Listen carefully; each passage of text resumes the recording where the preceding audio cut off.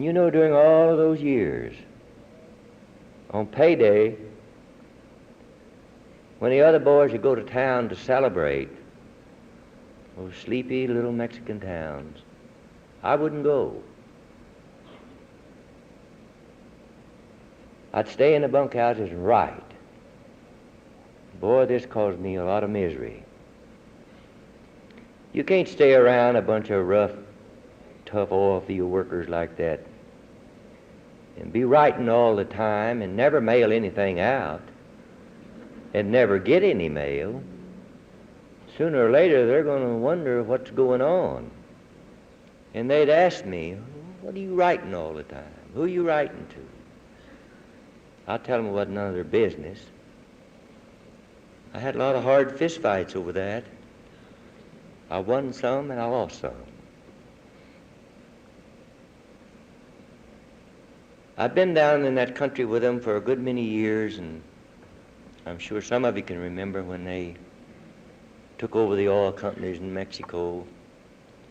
They came back to the States, went to work for some of the biggest construction companies in the business, Del Webb and Morrison Knudsen. I was all over the world with MK. They got a job down on the guided missile range in New Mexico. And my people live around there, and I asked to be transferred from the job I was on the island. They sent me there, and I didn't like that desert. No place to fish or hunt unless you wanted to hunt snakes. And then I heard they got a job up in Idaho at the atomic reactors, and it was a big one. I went to my superintendent and told him, I said, I want to be transferred to that new job in Idaho. I've had all of this desert and this sand that I want. I could go any place in the world with them. They transferred me up to Idaho, and for a while I was very happy in a way, but I had to ride a bus 50 miles out to the reactors and 50 miles back.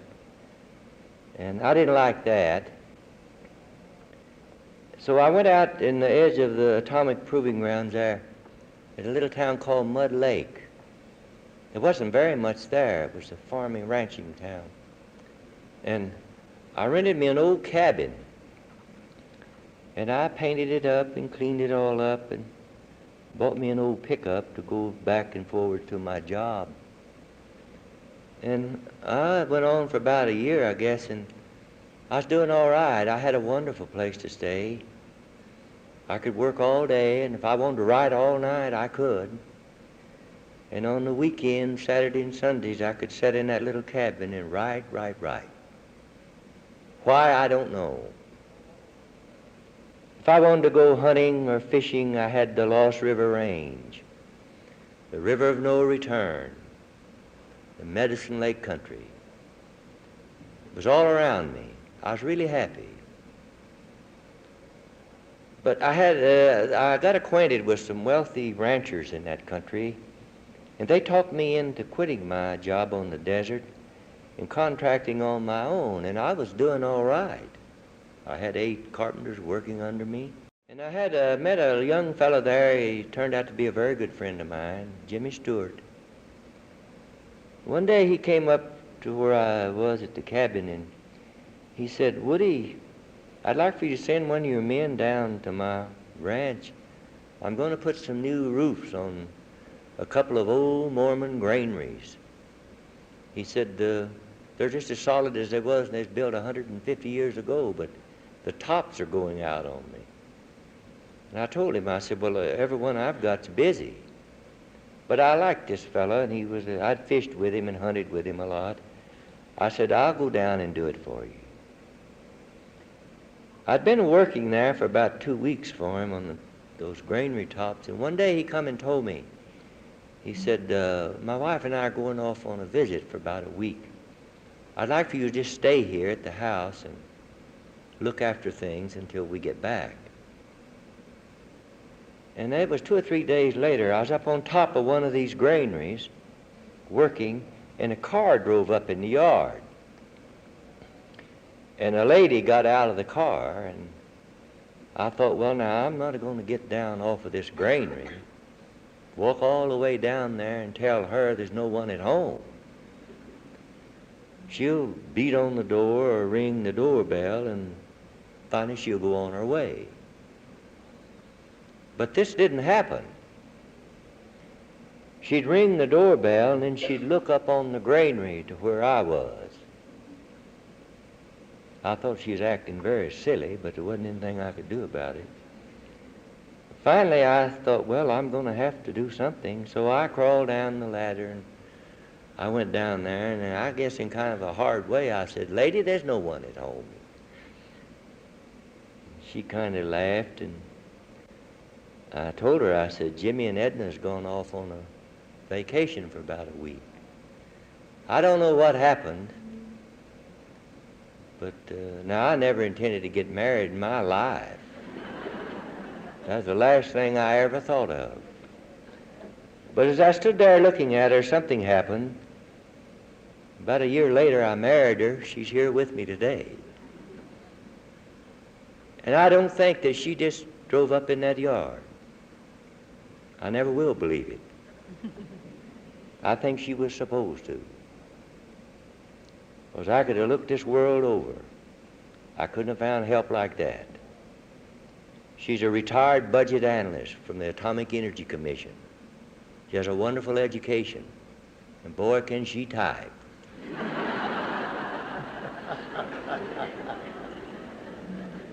She's my editor, my business agent, and my wife. The next thing I did, I went out to that old workshop and I opened that old trunk up. I carried manuscripts on my arm like you'd carry wood to my mother's incinerator at 221 Utah Street. I burnt every one of them. I got the crazy idea that this writing had came almost ruining my life, and I was very much in love with my wife, and I didn't want to have to go through that with me. I thought I'd just forget about it. You ought to know that you couldn't forget about it, and you can't. Once it's there, it'll be there the rest of your life. You're a writer.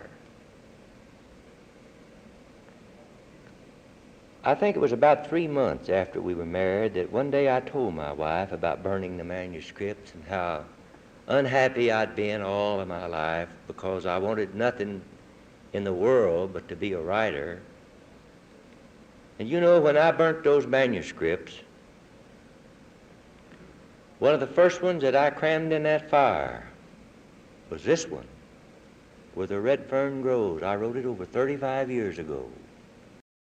After I told my wife about this, she said, "Well, if you want to write that bad, why, just quit your job and sit down and rewrite one of those stories and let me look at it." She said, "I know a little bit about writing." And she says, "Don't worry about the bills. I make enough money to take care of that." So I did. I first started writing when I burnt 5 complete novels in that fire, hundreds of short stories and novelettes. I know now that there was not a one of them that any publisher in this country would have given anything to got his hands on. But I just was so ashamed of that writing. If you could see the old handwritten manuscript, I'm sure you would approve it. But I first started writing one that I wanted to write all of my life. I think maybe it'll be my last one. It was a story called The Dark World. But I wrote 2 or 3 chapters on it, and I laid it aside, and I wrote Where the Red Fern Grows. And you know, a strange thing happened. It only took me about 6 weeks to write the thing. I had it memorized. But I wouldn't let her look at it while I was writing it. Every night when she come in from work, she'd say, "Well, how did it go today?" And I said, "Well, I guess all right." And she said, "Well, can I read it?" And I said, "No, you can't read it. Wait till I get it done." I finished it on a Friday. I gave it to her Saturday morning, and I went to town. I stayed downtown all day. I knew she had time to read it. And I called her on the phone. I just knew she was going to laugh at that writing. I don't know why I got ideas like that. You could write a story on anything, and if it's a story, they'll publish it. But I didn't know that at the time. But when I called her on the phone, she said, "You get back out here at the house. I want to talk to you." And I said, "Well, is there something wrong?" She said, "No," but she said, "This is the most wonderful boy and dog story I ever read in my life."